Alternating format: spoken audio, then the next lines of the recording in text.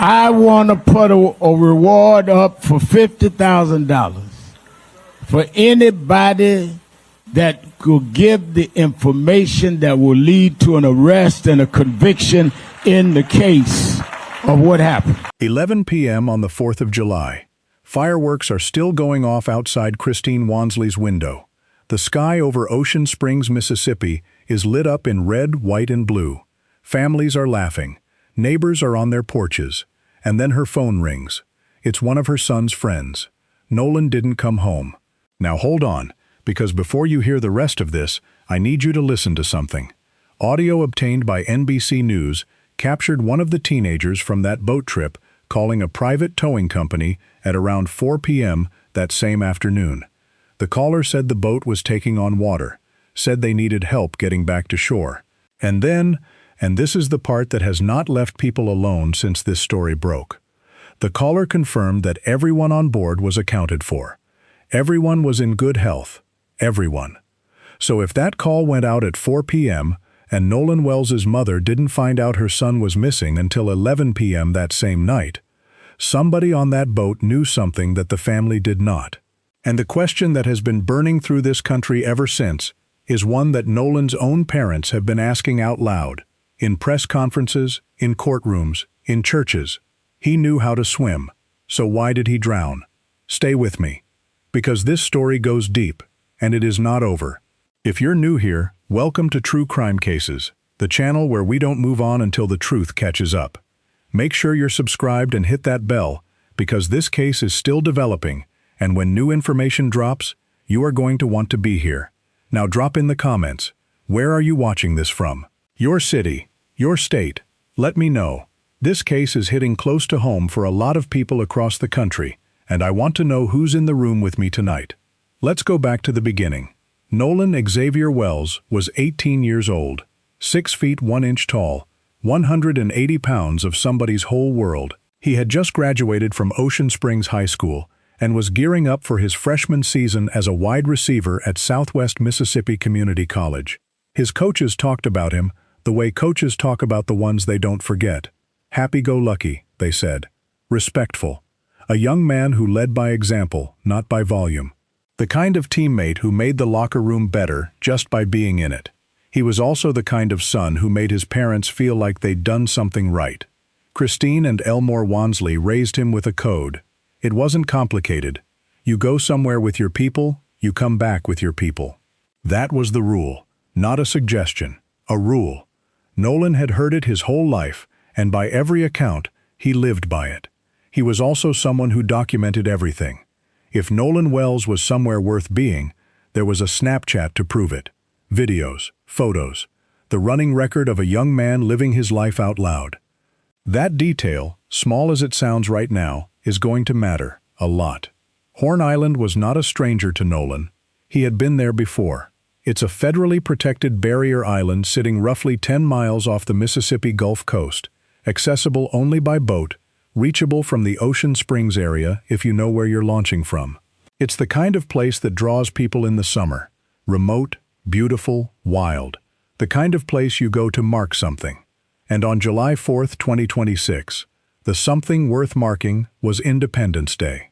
The group, Nolan and several friends, departed from a private dock in the Ocean Springs area at 9:56 in the morning. They made the crossing and arrived at Horn Island at 11:14 a.m. By all early accounts, it was exactly what it was supposed to be. A holiday. Friends on water. The 4th of July the way it's meant to be spent. What happened between 11:14 a.m. and 3 p.m., we don't have a complete picture of. What we do know is that at approximately 3 in the afternoon, Nolan Wells was last seen at the northwest tip of Horn Island. That location matters. Hold on to it. At around 4 p.m., one of the teenagers on the trip made a phone call to a private towing company. The audio of that call, later obtained and published by NBC News, is one of the most important pieces of evidence in this case, not because of what it confirms, but because of what it contradicts. The caller reported that the boat was taking on water, that they needed to be towed back to the mainland. The caller was asked about the people on board. The response was clear. Everyone is accounted for. Everyone is in good health. The group left Horn Island at 4:31 p.m. They were towed back toward the coast. The boat was eventually pulled from the water that same evening. Nolan Wells was not on it. Let that sit for a second. The audio says everyone is fine, everyone is accounted for. But Nolan, the 18-year-old who had been at that northwest tip just an hour before, was not on the boat when it left. He was not with the group. And somehow, in the chaos of a sinking boat and an emergency tow back to shore, it took until 11 p.m. that night for his mother to get a phone call telling her he hadn't come home. 91 minutes. That's the window between 3 p.m., when Nolan was last seen, and 4:31 p.m., when the boat left. 91 minutes that nobody has fully accounted for. 91 minutes that a family is still trying to reconstruct. I need you to think about that for a second. Not as a timeline on a screen, as a real window of time. An hour and 31 minutes on an island with no roads, no buildings, no way off except by boat. What happened to Nolan Wells in those 91 minutes? Now here's where the story takes a turn that stopped Christine Wansley cold. When she got that phone call at 11 p.m., she didn't sit down and wait. She and Elmore moved immediately. Using Snapchat's location feature, they tracked Nolan's phone. The signal led them to a house where several people from the trip had gathered. They went to that house. They got the phone. And when Christine looked at it, really looked at it, something was wrong. The phone was clean. Not clean the way a phone gets when someone deletes a few things. Clean the way a phone looks when someone has gone through it with intention. There were no Snapchat videos from the day, no photos from July 4th, nothing. For a young man who documented every trip, every outing, every moment worth saving, there was not a single piece of media from the day he went to Horn Island and never came back. And it gets more complicated. His Life 360 location data, a separate app that tracks movement, was showing information that didn't line up with what Snapchat was telling the family. 2 apps, 2 different stories. One phone that had been in the possession of friends who made it back to the mainland. Attorney Ben Crump, retained by the Wells-Wansley family on July 7th, would later stand in front of cameras and say something that cut right to the heart of it. If Nolan's phone is being examined, every phone that was on that island that day should be examined with the same level of scrutiny. Every single one. He made that request publicly. He made it clearly. And as of the most recent reporting, there has been no public confirmation that a full mutual inspection of all devices has taken place. Let me ask you something before we keep going. Does this timeline make sense to you? Because it didn't sit right with a lot of people the moment they heard it. Drop your thoughts in the comments right now. And if you think this case deserves more eyes on it, hit the like button. It genuinely helps this reach more people who need to hear this story. The night of July 4th, the Jackson County Sheriff's Office opened a missing person investigation. There had been some initial back and forth about jurisdiction. Horn Island falls under federal protection, which brought multiple agencies into the picture. But by that night, the search was officially underway. What followed was one of the most extensive multi-agency search efforts Mississippi had seen for a missing person in recent memory. The U.S. Coast Guard deployed. The Mississippi Department of Marine Resources came in. The National Park Service sent personnel. The United Cajun Navy, a volunteer organization with serious water search capability, activated. Local fire departments joined. The Coast Guard issued an urgent marine information broadcast and put a helicopter in the air over the Gulf. On July 5th, the day after Nolan went missing, his father, Elmore Wansley, and Nolan's football coach got on a boat themselves and went back to Horn Island. They were not waiting for someone else to look. They went and looked. A father on the water, searching an island for his son, the day after the 4th of July. There are no words for that image that do it justice. The morning of July 6th changed everything. A U.S. Park Service ranger discovered a body in the water at the northwest tip of Horn Island, the same northwest tip where Nolan had last been seen. Dental records were used to confirm the identification. It was Nolan Xavier Wells. Jackson County Coroner Bruce Lind requested that the autopsy be conducted at the state medical examiner's office, noting the condition of the body after its time in the water. The family began bracing for the results that would tell them what happened to their son. But before those results came back, before the toxicology was run, Before the full autopsy report was complete, before the independent review that the family would later commission had even been scheduled, the Jackson County Sheriff's Department issued a public statement, "No foul play suspected." That statement went out the same day the identification was confirmed. July 6th, toxicology pending, full autopsy pending, independent examination not yet conducted, and the official position, delivered to the public and to this grieving family, was already no foul play suspected. Christine and Elmore Wansley heard that statement and could not accept it.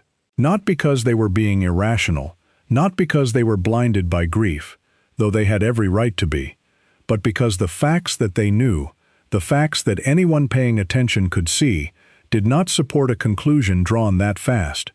Their son had taken swimming lessons as a child. He was 18 years old, physically fit, a college football player who stood over 6 feet tall. He had been to Horn Island before. He was not a stranger to that water, to that island, to boat trips off the Mississippi Gulf Coast, and he had been raised, from the time he was old enough to understand it, never to separate from the group he came with. So why did he stay on that island? Why did the group leave without him? And how does a young man who knows how to swim end up dead in water near the last place he was seen, while every explanation for what happened to him in those final hours remains incomplete? Ben Crump called the early no-foul play ruling inconsistent with the facts. That is a precise and careful way of saying, you have not earned that conclusion yet.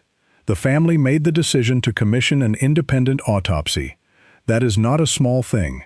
That is a family saying, plainly, that they do not trust the process to produce the full truth on its own. Nolan's body was sent to Washington, D.C., after a 6-day delay following the state examination.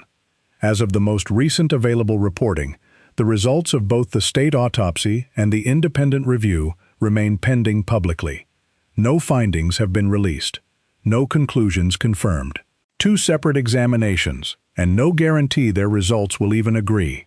In the meantime, fragments of evidence began to surface publicly, and some of them raised more questions than they answered. A video circulated online that appeared to show some kind of altercation on the beach. It spread fast, the way things spread when people are desperate for answers, and the official version isn't giving them any. 2 of Nolan's friends, both black, came forward publicly to address it. They said clearly, the person in that video was not Nolan Wells. One of those friends, Trayston Shepard, spoke to media outlets directly. He explained that the yelling audible in the video was his own voice, that it captured a separate argument he had been having with another friend, something unrelated to Nolan entirely. He put his name on that statement. He said it out loud. That audio of the towing company call also continued to circulate, and in context, it only deepened the questions. Because if you listen to it knowing what came after, the gap between everyone is accounted for and Nolan didn't come home doesn't shrink, it widens. Investigators began formally requesting something that sounds simple but apparently proved difficult to obtain: original, unedited photos and videos from July 4th. Not screenshots, not clips that had been sent through group chats and compressed and cropped. The original files, particularly anything showing disturbances on the island, or showing Nolan in the hours before his disappearance. The public was urged, repeatedly, to come forward with anything they had. Social media was doing what social media does in cases like this. Speculation spread. AI-generated content was being shared as if it were real. Officials had to publicly remind people to disregard unverified claims and to focus on factual reporting. The noise made it harder for people to stay anchored to what was actually known, which, honestly, wasn't much. The United Cajun Navy's vice president offered one piece of technical context that did align with the physical evidence. He described wind and drift patterns in that part of the Gulf that were consistent with a body washing ashore near the northwest tip of Horn Island, the same location where Nolan was last seen, the same location where he was found. That detail supported the working theory of drowning. But a working theory is not a cause of death. A working theory is what investigators start with.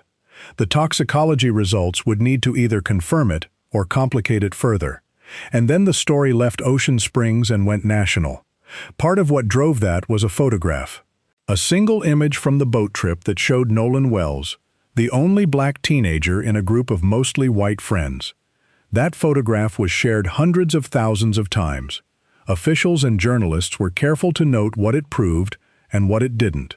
A photograph of a group is not evidence of anything on its own. But it landed differently for a lot of people. Because context is not nothing. Because Mississippi is not a neutral backdrop. Because the history of young black men in this country, and specifically in Mississippi, does not allow a photograph like that to exist without weight. Parents of black teenagers began posting online. Not accusations, not verdicts, but stories. The conversations they have with their kids before they leave the house. The extra instructions. The check-in texts. The particular kind of fear that doesn't go away just because the law says it should. Nolan's case became a mirror, and a lot of people didn't like what they saw in it. The names that started appearing alongside Nolan's were not chosen lightly. Emmett Till, Medgar Evers. Names that belong to Mississippi's history the way scars belong to skin. Names that represent cases where a state failed to deliver justice quickly, cleanly, or at all. People were not saying Nolan's case was identical to those. They were saying, we have been here before. We know what it looks like when answers are slow. We know what it looks like when conclusions come before evidence. And we are watching. The FBI confirmed it was investigating threats connected to the case. No specific details were released publicly about the nature of those threats or who they targeted. But federal involvement in a case that the local sheriff's office had already called non-criminal added another layer of complexity to an already layered situation. Then came the people with resources who decided to use them. Filmmaker Tyler Perry moved quietly and quickly, covering the funeral expenses for the Wells-Wansley family without fanfare. Civil rights activist Colin Kaepernick helped fund the independent autopsy. These were not publicity moves. These were people seeing a family being asked to fight for their son on their own and deciding to remove at least some of the financial barrier. July 20th, 2026. Centerpoint Church in Ocean Springs, Mississippi. The building could not hold everyone who came. People drove in from neighboring states. People who had never met Nolan Wells, who knew him only through a photograph and a story that hadn't ended yet, showed up to say that they saw him, that he mattered, that they were not going to let this disappear into the noise the way so many cases before it had. Reverend Al Sharpton delivered the eulogy. He stood at that pulpit and said the names, Emmett Till, Medgar Evers, and he placed Nolan Xavier Wells in that lineage, not as a victim of a confirmed crime, but as a young black man in Mississippi whose death had been met with a rushed conclusion and a wall of unanswered questions. He told the congregation that the speed of the no foul play statement was itself a statement, that justice doesn't move at the pace of grief, that this family deserved better. And then, from that same pulpit, Reverend Sharpton announced a $50,000 reward for information leading to an arrest and conviction. Before the echo of that announcement had settled, Tyler Perry, who was present, matched the pledge on the spot, $100,000. For anyone with information that leads to the truth about what happened to Nolan Wells. Ben Crump led that church in a chant that filled the building and spilled out onto the street. Nolan's life mattered. Immediately after the service, the family held a press conference outside. Crump stood before the cameras and announced something that represented at least one step forward. An agreement had been reached with the Jackson County District Attorney for a mutual inspection of Nolan's phone. Experts from both sides, the families and the prosecution, would examine the device together. He reiterated what he had been saying since July 7th. Every phone on that island deserves the same examination. Every single one. As of the most recent available reporting, no public confirmation has emerged that the full mutual inspection of all devices has been completed, or that results have been shared publicly. No suspect has been named. No homicide has been officially declared. No official cause of death has been released. Here is where this case stands today. 2 autopsies exist. One conducted by the State Medical Examiner's Office, one conducted independently in Washington, D.C. They may agree. They may not. Neither has been released publicly. The family has said they will share the independent findings once finalized. But as of now, the family of Nolan Wells still does not have an official answer for what killed their son. The phone examinations have been agreed upon, but not confirmed as completed in public record. The request for all phones from that island trip to receive equal scrutiny has been made loudly and repeatedly. Whether that has happened remains, as of this report, unconfirmed. The sheriff's office has maintained that witnesses are cooperating and that the investigation remains active, with focus on eyewitness accounts, physical evidence, and unedited media from July 4th. If you have anything, a photo, a video, an unedited file from that day on Horn Island, investigators are asking for it. The family's legal team is asking for it. A community is asking for it. The reward stands at $100,000 for information leading to an arrest and conviction. And the questions that started this, the questions Christine Wansley has been carrying since that phone rang at 11 p.m. on the 4th of July, have not been answered. Why did Nolan stay on that island? What happened in those 91 minutes? If everyone on board was accounted for at 4 p.m., who made the decision to leave without him? What does the phone data actually show? What will the autopsies conclude? And the one that sits underneath all the others, the one that his parents say out loud because they refuse to let it go unasked. He knew how to swim, so why did he drown? A mother and a father in Ocean Springs, Mississippi, are still waiting for someone to give them an answer they can hold. They are not waiting quietly. They are not waiting politely. They are waiting the way parents wait when they know something is not right and the systems around them are moving too slowly to catch up with what they already feel in their bones. Nolan Xavier Wells was 18 years old. He was a wide receiver. He was a graduate. He was a son. He was the young man who always came home with the people he left with, until the one day he didn't. This story is not over, and we are not going to act like it is. If you are just finding this channel, subscribe right now and turn on your notifications. The moment new information surfaces on this case, the autopsy results, the phone examination findings, any update from the FBI investigation, we are covering it. You do not want to be the last person to know. And before you go, I want to hear from you. What time is it where you are right now? What's the weather like? Leave it in the comments. And tell me, out of everything you just heard, what is the one question you need answered most?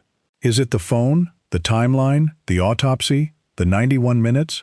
Tell me what's sitting with you, because this conversation doesn't stop when the video does. Nolan's life mattered, and the truth about what happened to him matters too. We'll be back when there's more to tell.